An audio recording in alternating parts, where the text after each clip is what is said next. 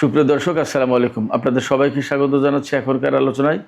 আপনাদের সঙ্গে আছি আমি সিরাজুল ইসলাম। দর্শক, বাংলাদেশের প্রধানমন্ত্রী তারেক রহমান চীন সফরে গেছেন। তার এই সফরকে আমি ব্যক্তিগতভাবে যে রকম দৃষ্টিতে দেখছি, আমি সেই আলোচনাটা এখানে আজকে আপনাদের সামনে তুলে ধরতে চাই। পাশাপাশি এই সফর থেকে আসলে তিনি কি অর্জন করলেন বা বাংলাদেশ কি অর্জন করলো এবং বিভিন্ন মহলের জন্য তিনি কি বার্তা দিলেন, সেই আলোচনা আমি এখানে তুলে ধরার চেষ্টা করব। আশা করি আপনারা শেষ পর্যন্ত সঙ্গে থাকবেন। দর্শক, আর যদি ভিডিও ভালো লাগে তাহলে লাইক কমেন্ট শেয়ার তো করবেনই, পাশাপাশি চ্যানেলটি সাবস্ক্রাইব করে সাথেই থাকবেন। দর্শক, চলুন বিস্তারিত আলোচনা করি। শহীদ প্রেসিডেন্ট জিয়াউর রহমানের বড় ছেলে তারেক রহমান দীর্ঘ 17 বছর ব্রিটেনে থাকার পর বাংলাদেশে এসেছেন। নির্বাচন হয়েছে, নির্বাচনে তিনি এমপি নির্বাচিত হয়েছেন এবং তার দল সংখ্যাগরিষ্ঠতা পাওয়ার কারণে সরকার গঠনে সক্ষম হয়েছে এবং তিনি প্রধানমন্ত্রীর দায়িত্ব নিয়েছেন। এটা একদম এই সমস্ত সব কিছু স্বাভাবিক ব্যাপার ছিল, তাই ঘটেছে। এখন সবচেয়ে মূল আলোচনা যে জায়গায় ছিল সেটি হচ্ছে যে জিয়াউর রহমানের যে দৃষ্টিভঙ্গি ছিল, বেগম খালেদা জিয়ার যে দৃষ্টিভঙ্গি ছিল, যেমন রাজনৈতিক নেতৃত্ব ছিল, তারেক রহমান কি সেই রকম দৃষ্টিভঙ্গি, সেই রকম নেতৃত্ব, সেই রকম অবস্থান নিতে পারবেন কিনা, সেই রকম দৃষ্টিভঙ্গি পোষণ করবেন কিনা, সেই রকম নেতৃত্ব দিতে পারবেন কিনা, এবং ভূ রাজনীতির কৌশলে তিনি কতটা এঁটে উঠতে পারবেন। দীর্ঘদিন তো তিনি দেশে ছিলেন না, দেশের সক্রিয় রাজনীতিতে তিনি ছিলেন না। এইরকম নানা প্রশ্ন ছিল।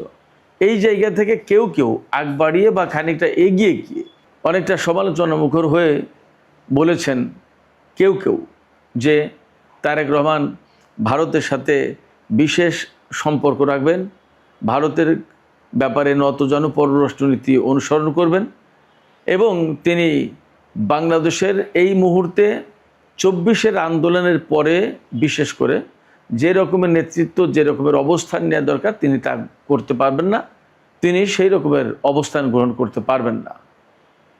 নির্বাচন হয়েছে 12ই ফেব্রুয়ারি, তারপর সরকার গঠন এবং 12ই ফেব্রুয়ারি থেকে এই পর্যন্ত 4 মাসের বেশি সময় পার হয়ে গেছে। এই দীর্ঘ সময়টাতে, অর্থাৎ এই যে 4 মাসের বেশি সময়, এই সময়টাতে পুরোটা সময় জুড়েই তার ব্যাপারে যারা সমালোচনা মুখর ছিলেন তারা ওই সমালোচনা জারি রেখেছেন, আর যারা তার পক্ষের লোকজন, দলীয় কর্মী, তারা তাদের মতো করে বলে গেছেন, তারা তাদের মতো করে সমর্থন করে গেছেন, এখনও সমর্থন অব্যাহত রেখেছেন। আর মাঝখানে একটা বিরাট জনসংখ্যা, বিশ্লেষক মহল, পর্যবেক্ষক মহল, রাজনৈতিক পর্যবেক্ষক মহল বা আন্তর্জাতিক আঞ্চলিক পর্যায়ে যারা বিশেষ ভূমিকা রাখে, অনেকেই তারেক রহমান কি করতে চান, কি রকমের দৃষ্টিভঙ্গি পোষণ করেন এবং তার অবস্থান কি হবে, বিশেষ করে আঞ্চলিক ভূ রাজনীতির ক্ষেত্রে, এগুলো দেখার জন্য গভীরভাবে অপেক্ষা করছিলেন, পর্যবেক্ষণ করছিলেন। আমি ব্যক্তিগতভাবে মনে করছি তারেক রহমানের এই চীন সফরের ভেতর দিয়ে অনেক কথার জবাব হয়ে গেছে। হয়তো একটা বিষয় আমি ব্যক্তিগতভাবে খুবই পর্যবেক্ষণ করছিলাম, আমিও দেখার অপেক্ষায় ছিলাম যে আসলে তারেক রহমান প্রধানমন্ত্রীর দায়িত্ব নেওয়ার পর দেশের জন্য, আন্তর্জাতিক অঙ্গনের জন্য এবং আঞ্চলিক ভূ রাজনীতির ক্ষেত্রে, কূটনীতির ক্ষেত্রে কেমন ভূমিকা রাখেন, কেমন অবস্থান গ্রহণ করেন, কি করেন তিনি, এটা গভীরভাবে পর্যবেক্ষণ করব।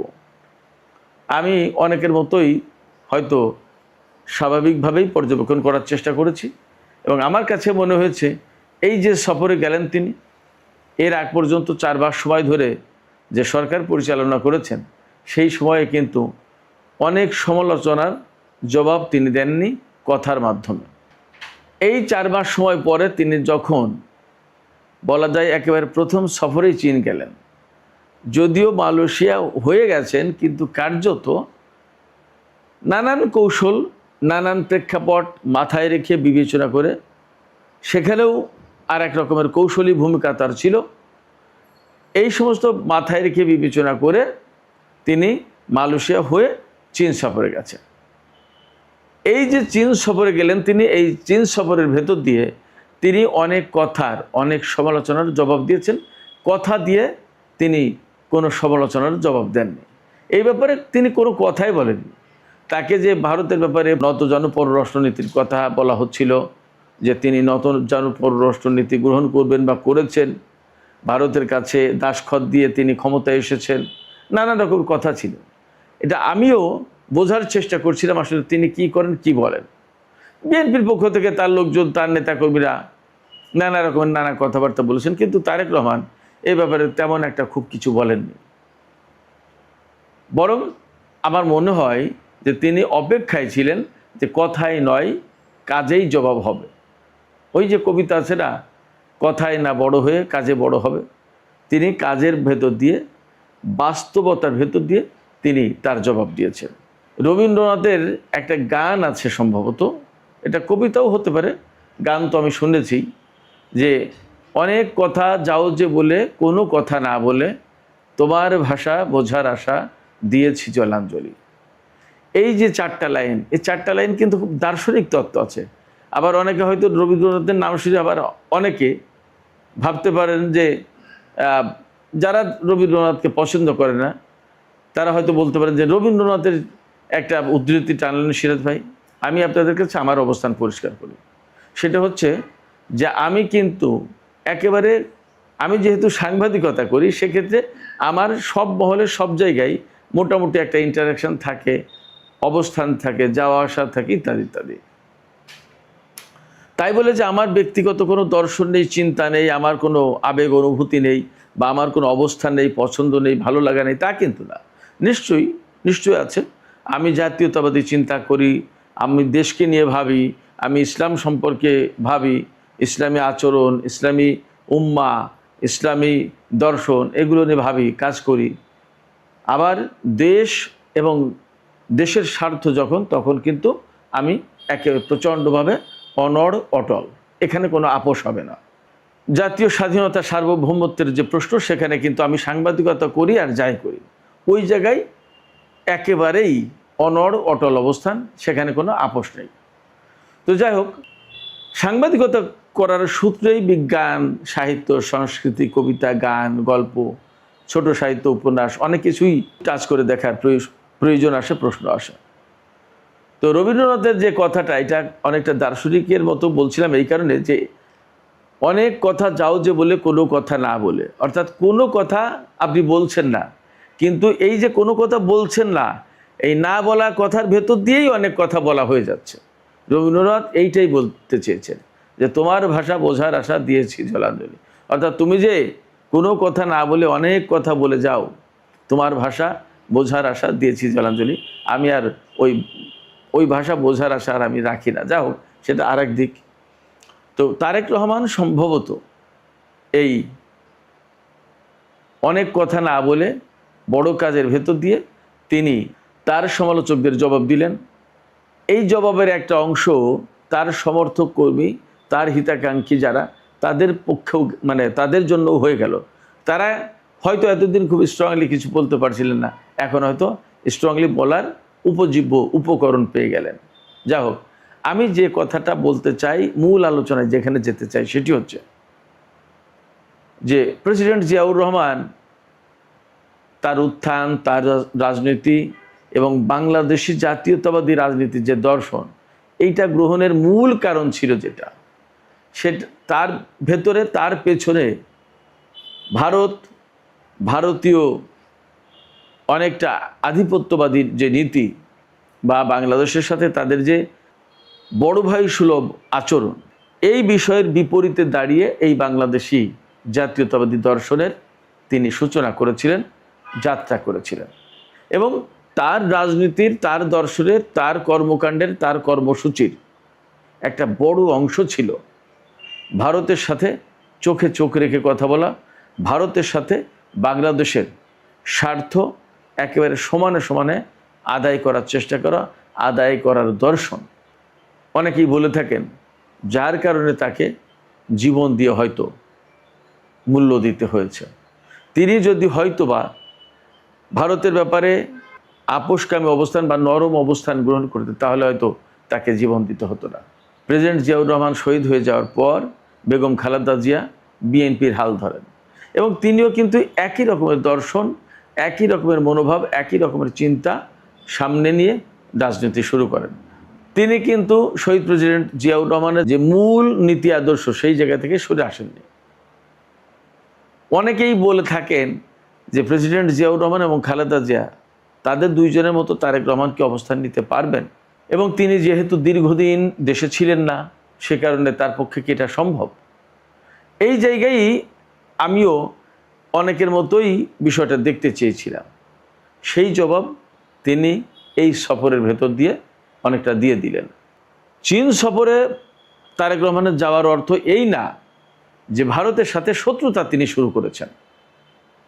এখানে আমরা কূটনীতিতে আমাদের জাতীয় স্বার্থে, আমাদের জাতীয় প্রয়োজনে কাকে অগ্রাধিকার দেব, কাকে আগে রাখবো, কাকে পরে রাখবো, কার সাথে কতটুকু সম্পর্ক করব, কার সাথে কতটুকু সম্পর্ক নিয়ন্ত্রণ করব, কতটুকু এগিয়ে নেব, এই সমস্ত সম্পূর্ণভাবেই আমাদের জাতীয় স্বার্থের দৃষ্টিকোণ থেকে আমাদের নিজস্ব ব্যাপার, এবং এটাই স্বাধীনতার সার্বভৌমত্ব। আমরা যদি নিজেদের নীতি আদর্শ, পলিসি, আমাদের স্বার্থ সুবিধা, আমাদের ভালো লাগা মন্দ লাগা, এইগুলো যদি আমরা আমাদের নিজেদের মতো করে সেট করতে না পারি, ঠিক করতে না পারি, তাহলে কিন্তু এই দেশের স্বাধীনতার সার্বভৌমত্বের কোনো অর্থ হয় না। এই জায়গা থেকেই জনাব তারেক রহমান সেই স্বাধীনতার সার্বভৌমত্বের প্রতি সম্মান দেখিয়ে সেই স্বাধীনতার সার্বভৌমত্বকে উচ্চে তুলে ধরে নিজের মতো করে, নিজেদের মতো করে তার সফরসূচি ঠিক করেছেন। তারেক রহমান বা বিএনপি ক্ষমতা আসার পরপরই ভারতের প্রধানমন্ত্রী নরেন্দ্র মোদী তারেক রহমানকে ভারত সফরের আমন্ত্রণ জানিয়েছেন। চীনের পক্ষ থেকে আমন্ত্রণ ছিল, কিন্তু তিনি মালয়েশিয়া বেছে নিয়েছেন সবার আগে, তারপরে চীন গেছেন এবং চীনের সাথে বেশ কিছু চুক্তি, বেশ কিছু সিদ্ধান্ত হয়েছে। কিন্তু আমি আবারও বলি, এই যে চীন সফরে যাওয়া, মালয়েশিয়া সফরে যাওয়া, এর মানে এই না যে তিনি ভারতকে এড়িয়ে গেলেন বা ভারত সফরে যাবেন না বা ভারতের সাথে শত্রুতা শুরু করলেন, নট দ্যাট। একেবারেই বাংলাদেশের সরকারের বা বাংলাদেশের স্বার্থে বা বাংলাদেশের প্রয়োজনে যে কাজটা করা দরকার তিনি সেই কাজগুলো আঞ্জাম দেওয়ার ব্যবস্থা করেছেন, সেই কাজগুলোর আয়োজন করার চেষ্টা করেছেন, সেই কাজগুলো সম্পন্ন করার চেষ্টা করছেন। কোনো কাজ শুরু করলেন, কোনো কাজ সম্পন্ন করার চেষ্টা করছেন, এই হলো ব্যাপার। হয়তো এরপরেই ভারত সফরে যাবেন, অথবা আমেরিকা বা ব্রিটেন বা মধ্যপ্রাচ্যের কোনো দেশ সফরে যাবেন, ভারত সফরও করবেন। আমাদের যেহেতু স্বাধীন পররাষ্ট্রনীতি আছে এবং আমরা কাউকে প্রভু হিসেবে গ্রহণ করি না বিদেশে, আমাদের সবাই বন্ধু, কেউই প্রভু নয়। সেক্ষেত্রে আমরা আমাদের বন্ধু হিসেবে এখানে আমাদের প্রয়োজনীয় নিরিখে আগে চীন সফর করলাম, তারেক রহমান সেই কাজটা করলেন। যখন প্রয়োজন হবে, যখন আমাদের যে স্বার্থের প্রশ্ন, হয়তো ভারতের সাথে আমাদের যে সমস্ত বিষয় আছে সে সমস্ত বিষয়ে কাজ করার জন্য আরও হোমওয়ার্ক প্রয়োজন, সেই হোমওয়ার্কগুলো করে একটা সফরে গেলে সেখানে তো আমরা যা যা করতে চাই, আমরা কি পেতে চাই, তাদেরকে আমরা কি দিতে চাই, এগুলো নিয়ে তো হোমওয়ার্ক করতে হয়, ডিটেলস একটা ধারণা থাকতে হয়। এই ডিটেলস ধারণা এবং এই ডিটেলস হোমওয়ার্ক করে এরপরে ভারত সফরে যাবেন এবং ভারতের সাথে আমাদের লেনদেন কোথায়, আমাদের কোথায় কি বোঝাপড়া, আমাদের কোথায় কি সমস্যা, আমাদের কোথায় কি সমাধান, তারা আমাদের কাছে কি চায়, আমরা তাদের কাছে কি চাই, আমাদের ভেতরে কোনো রকমের টানাপোড়েন, কোনো রকমের সংকট সমস্যা থাকলে সেগুলো সমাধান করতে হবে, কিভাবে সমাধান করা যাবে তার প্রস্তাব দেওয়া হবে, ইত্যাদি ইত্যাদি, সবই হবে, কোনোটাই বাদ যাবে না। এবং মনে রাখতে হবে যে ভারত কিন্তু আমাদের একেবারেই নিকটতম প্রতিবেশী। আমি গত পরশুদিনের ভিডিওতেও বলেছি যে আমাদের তিন দিকে যেহেতু ভারতকে মাইনাস করার সুযোগ কিন্তু আমাদের নেই। তাই বলে ভারতের কাছে যে আমরা একেবারে নতজানু পররাষ্ট্রনীতি গ্রহণ করবো, নট দ্যাট, আমরা তা করব না। আমরা যা করব সেটা হচ্ছে ভারতের সাথে আমাদের সম্পর্ক হবে সম্মানজনকভাবে এবং তাদের সাথে আমাদের একেবারেই সমানে সমান, অর্থাৎ তারা একটা দেশ, আমরা একটা দেশ, তারা স্বাধীন দেশ, আমরা স্বাধীন দেশ। দেশ ছোট কি বড়, জনগণ 140 কোটি কি 20 কোটি, এইটা প্রশ্ন না। প্রশ্ন হচ্ছে তারা একটা দেশ, আমরা একটা দেশ, আমাদের একটা রাজধানী আছে, তাদের রাজধানী আছে, আমাদের সরকার আছে স্বাধীন, তাদের সরকার আছে, আমাদের সমস্ত সব কিছু স্বাধীন, তাদের সমস্ত সব কিছু স্বাধীন। আমরা তাদের সাথে চোখে চোখ রেখে কথা বলবো, আমরা তাদের সাথে ঔদ্ধত্য দেখাবো না। তারা যদি আমাদের সাথে কোনো ঔদ্ধত্য দেখায় আমরা সেটা মানব না। আমাদের নীতি তো এইটা হবে। এবং এই প্রেক্ষাপটে ভারতের সাথে যে সমস্ত আনসলভড বিষয়গুলো, ইস্যুগুলো রয়েছে, সেগুলো সলভ করার জন্য আমার বিশ্বাস যে অনেক বেশি হোমওয়ার্ক প্রয়োজন। এই হোমওয়ার্ক করার জন্য আমাদের সময় লাগবে। হয়তো তারেক রহমান সেই সময়টুকু নিচ্ছেন। নিশ্চয়ই তিনি ভারত সফরে যাবেন। ভারতের সাথে বাংলাদেশের সম্পর্ক আমরা আশা করব উন্নত হবে। উন্নত হবে এই কারণে, আমি আবারও বলি, প্রতিবেশী কিন্তু পাল্টানো যায় না।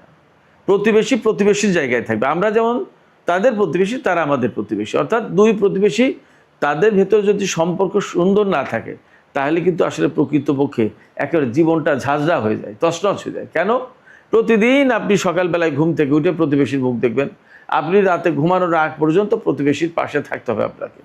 এখানে যদি প্রচণ্ড রকমের টানাপোড়েনের সম্পর্ক থাকে তাহলে আপনার ভেতরে কখনোই আপনি মানসিক শান্তিতে থাকতে পারবেন না, কখনোই শান্তিতে থাকা যাবে না।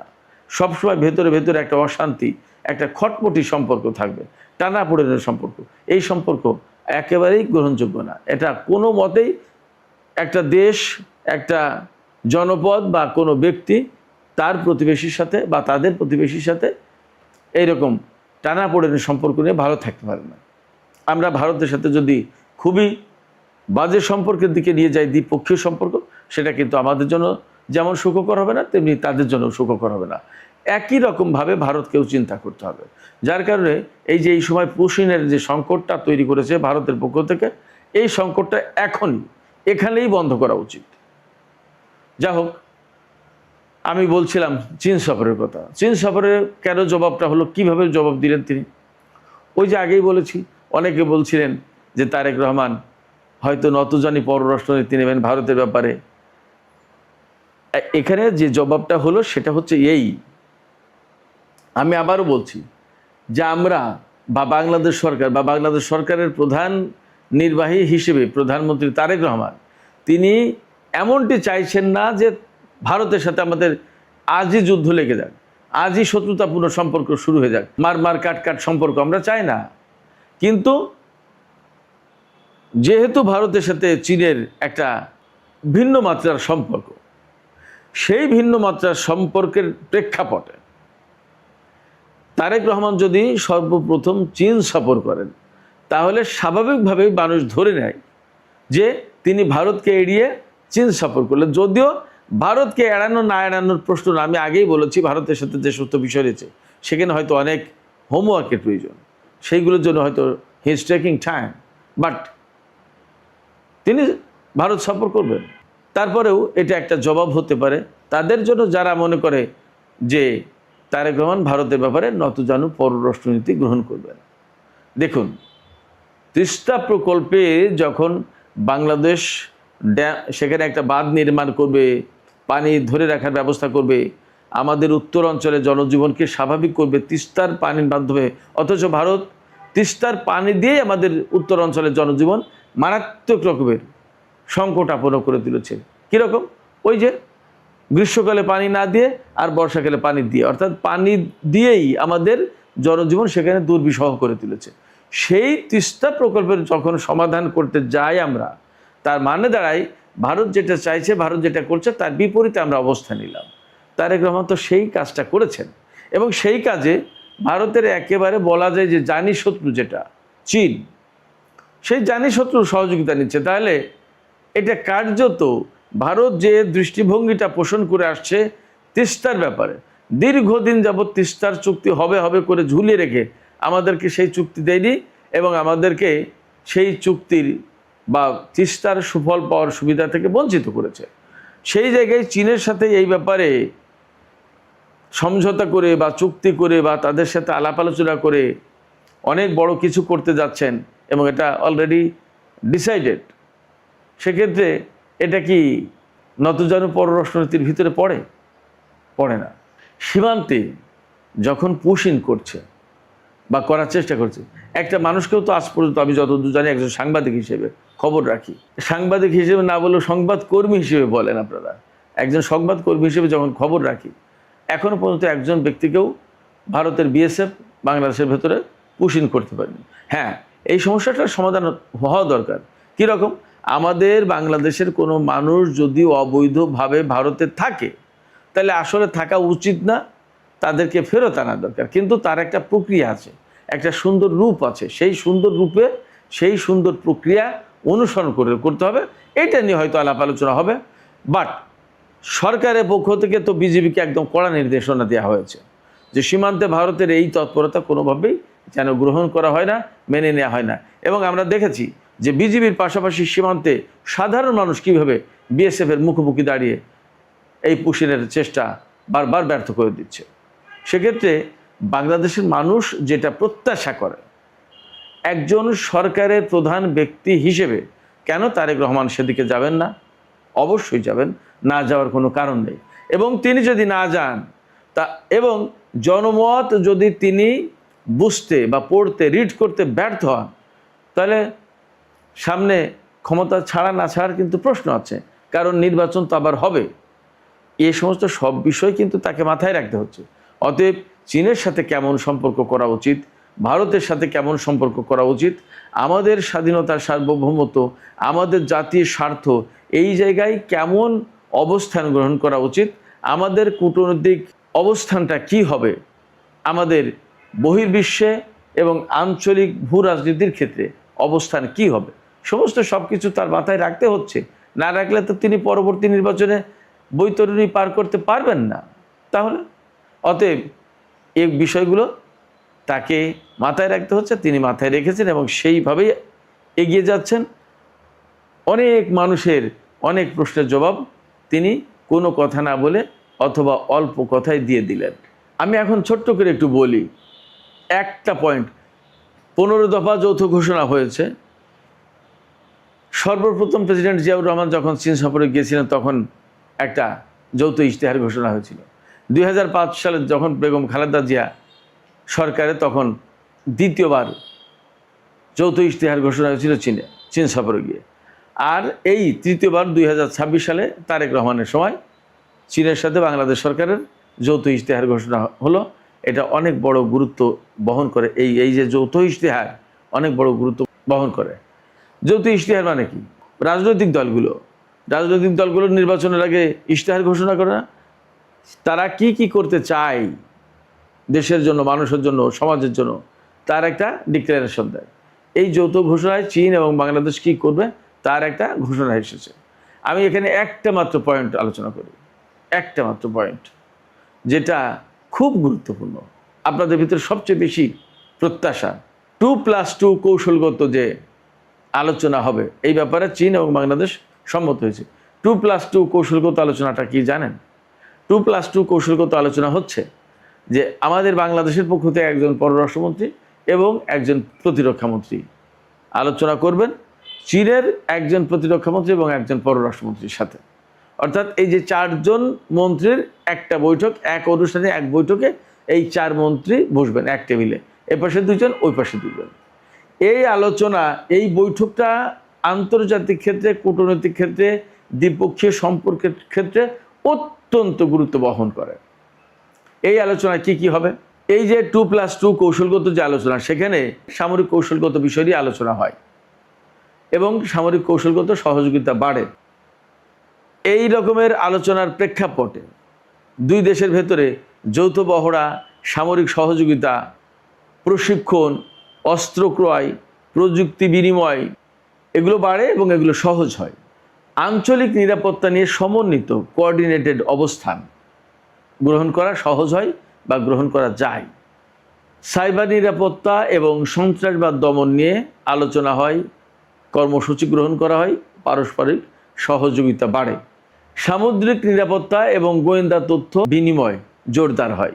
দীর্ঘমেয়াদী ও কৌশলগত অংশীদারিত্ব বাড়ে। খেয়াল করুন, যদি এই নিরাপত্তা এবং কৌশলগত অংশীদারিত্ব বাড়ে, তার মানে দাঁড়ায় প্রতিরক্ষা সহযোগিতা আরও বাড়বে, বিস্তৃত হবে।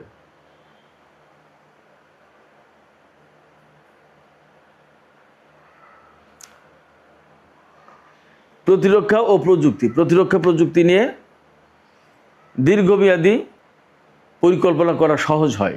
চীনের সাথে আমাদের যে 2+2 সংলাপ হবে, তার কারণে আরও কী পাবো? বঙ্গোপসাগর অঞ্চলের সামুদ্রিক নিরাপত্তা, দুর্যোগ মোকাবেলা এবং আঞ্চলিক স্থিতিশীলতা নিয়ে সমন্বয় বাড়তে পারে। আপনারা খেয়াল করুন, প্রত্যেকটা বিষয়ে আমাদের প্রয়োজন, আমাদের দরকার যা তাই ফুটে ওঠে। এই মুহূর্তে সবাই আমরা বলছি যে আমাদের জাতীয় স্বাধীনতা, সার্বভৌমত্ব, ভৌগোলিক অখণ্ডত্ব এগুলো ধরে রাখার জন্য আমাদের সামরিক দিক দিয়ে শক্তিশালী হতে হবে, সামরিক প্রযুক্তি প্রয়োজন। এই যে শক্তিশালী হতে হবে, সামরিক প্রযুক্তি প্রয়োজন, এর জন্য প্রশিক্ষণ প্রয়োজন, এই জন্য অস্ত্র কেনার প্রয়োজন। এর প্রত্যেকটা বিষয় নিয়ে চীনের সাথে আলোচনা হবে। খেয়াল করুন, এই যে চীনের সাথে এইগুলো হলো, এইগুলো হওয়ার কারণে আমাদের ভারতের সাথে পরবর্তী ধাপে আলোচনা করতে সুবিধা হবে যে আমাদের এই আছে, আমাদের আর কি প্রয়োজন, এবং আমরা ভারতের সাথে আর কি আলোচনা করতে পারি, বা কোনটুকু করব কোনটুকু করব না। এবং আমাদের চীনের মতো একটা শক্তির সাথে যখন আমাদের এই রকম সমন্বয়, সহযোগিতা বেড়ে যাবে, তখন ভারতের সাথে চোখে চোখ রেখে কথা বলতে তো আমাদের জন্য আরও সহজ হবে। ফলে প্রধানমন্ত্রী তারেক রহমান চীন সফরের ভেতর দিয়ে অনেক বলা কথার জবাব দিয়েছেন, কোনো কথা না বলে। সুপ্রিয় দর্শক, এখনকার আলোচনা এখানেই শেষ করতে চাই। আপনারা এতক্ষণ যারা সঙ্গ দিলেন তাদের সবাইকে অনেক অনেক ধন্যবাদ। যাবার আগে আপনাদের কাছে একটু জানতে চাই, আপনাদের কি মনে হয় যে প্রধানমন্ত্রী তারেক রহমানের চীন সফরের ভেতর দিয়ে আসলে বাংলাদেশ একটা শক্তিশালী অবস্থান নেওয়ার চেষ্টা করছে আন্তর্জাতিক এবং আঞ্চলিক অঙ্গনে? আপনাদের মতামত কমেন্টে জানাতে পারেন। আর ভিডিও ভালো লাগলে লাইক, কমেন্ট, শেয়ার করবেন। আবারও বলি, আর চ্যানেলটি সাবস্ক্রাইব করে সাথেই থাকবেন। দর্শক, আপনাদের সবাইকে অনেক অনেক ধন্যবাদ। আল্লাহ হাফেজ।